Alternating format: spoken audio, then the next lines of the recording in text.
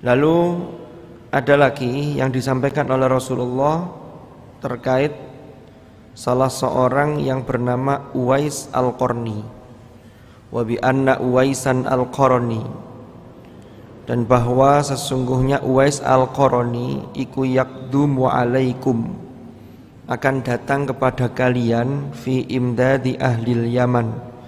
Jadi Uwais Al-Qarni ini dia ini adalah penduduk yang tinggal di Yaman.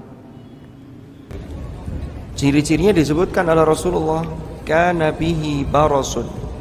Jadi Uwais Al-Qarni ini pernah menderita sakit baros, belang.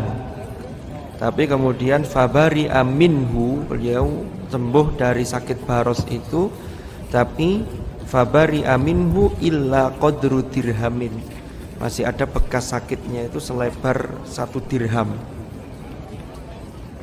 Jadi Uwais Al-Qarni ini sebenarnya beliau ini tinggal di perbatasan Yaman. Dari Yaman menuju ke Madinah ini jaraknya cukup jauh. Apalagi ketika itu alat transportasi ya unta. Jadi kalau kita baca sejarah, Uwais Al-Qarni ini sebenarnya beliau ini dari sisi masa ini lahir ketika Rasulullah Sallallahu Alaihi Wasallam itu masih ada. Jadi Uwais Al-Qarni ini memeluk Islam itu ketika dakwah Islam ke Yaman masuk, lalu dia bersama ibunya ini meyakini ajaran agama Islam. Jadi yang diutus ke Yaman ini adalah Mu'adz bin Jabal. Nah, Uwais Al-Qarni ini menerima dakwahnya Mu'adz, kemudian beliau menyatakan masuk Islam. Ayahnya ini sudah tidak ada. Jadi Uwais Al-Qarni ini hidup bersama ibunya. Nah, ibunya itu sudah sepuh dan lumpuh. Sebenarnya Uwais Al-Qarni ini sangat ingin bertemu dengan Rasulullah Sallallahu Alaihi Wasallam, tapi dia mau meninggalkan ibunya itu dia mikir-mikir karena ibunya tidak ada yang menemani. Tapi suatu ketika Uwais Al-Qarni ini izin kepada ibunya, dia mendapat izin untuk datang ke Madinah. Tapi pesan ibunya, nanti kalau sudah selesai urusan di Madinah, sudah bertemu dengan Rasulullah, jangan berlama-lama, segera kembali, karena memang ibunya ini tidak ada yang ngerencani, tidak ada yang menemani. Akhirnya Uwais Al-Qarni ini berangkat ke Madinah. Begitu sampai di Madinah, Rasulullah Sallallahu Alaihi Wasallam sedang tidak berada di Madinah, sehingga Uwais Al-Qarni tidak ketemu Rasulullah.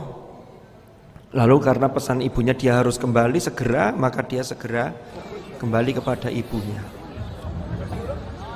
Lah, Rasulullah Sallallahu Alaihi Wasallam itu tidak pernah bertemu dengan Uwais Al-Qarni. Walaupun ketika Rasulullah hidup, Uwais Al-Qarni ini juga masih menangis sebenarnya. Maka ini menurut para ulama, Uwais Al-Qarni ini masuk kategori tabi'in, karena walaupun masih sezaman, tapi tidak pernah bertemu langsung dengan Rasulullah Sallallahu Alaihi Wasallam. Akhirnya Uwais Al-Qarni ini kembali ke Yaman. Nah, Rasulullah itu suatu ketika tadi itu bilang, atau Rasulullah dawuh kepada para sahabat, ya nanti itu akan datang kepada kalian ini penduduk Yaman namanya Uwais Al-Qarni, ciri-cirinya disebutkan. Ternyata itu terjadi, ya bahkan terjadi, kemudian datang dan bertemu dengan Umar ibnul Khattab. Ternyata Uwais Al-Qarni ini Rasulullah Sallallahu Alaihi Wasallam itu menyebutkan bahwa beliau ini seseorang yang tidak begitu dikenal di penduduk bumi, tapi sangat terkenal di kalangan langit. Salah satu yang menjadikan Uwais Al-Qarni itu terkenal di kalangan penduduk langit itu karena baktinya kepada orang tuanya, khususnya kepada ibunya. Bahkan ada kisah Uwais Al-Qarni ini Jadi ibunya ini yang lumpuh itu kepingin melaksanakan ibadah haji bersama Uwais Al-Qarni. Akhirnya Uwais Al-Qarni berpikir gimana ya caranya biar bisa ibadah haji bersama ibunya. Akhirnya Uwais Al-Qarni ini punya gembalaan sapi yang masih kecil. Tapi sapi itu setiap pagi dia ini dibikinkan kandang di atas bukit. Dan di rumahnya juga ada, sehingga setiap pagi itu sapi ini digendong oleh Uwais Al-Qarni menuju ke atas bukit itu. Sampai sapi itu seiring berjalannya waktu, itu kan berat badannya kan bertambah. Sampai kira-kira sapi itu agak besar, terus digendong, orang-orang bertanya-tanya, lapo kok Uwais Al-Qarni ini kenapa kok gendong sapi? Ternyata ini untuk ngelatih ototnya Uwais Al-Qarni, gendong sapi itu untuk ngelatih dia setiap hari pulang pergi ke bukit, ke rumah itu karena dia punya satu tujuan, ketika mengantarkan ibunya untuk ibadah haji, itu dia menggendong ibunya. Dan itu terjadi. Maka disinilah di samping bakti-bakti yang lain, jadi Uwais Al-Qarni ini terkenal di kalangan penduduk langit.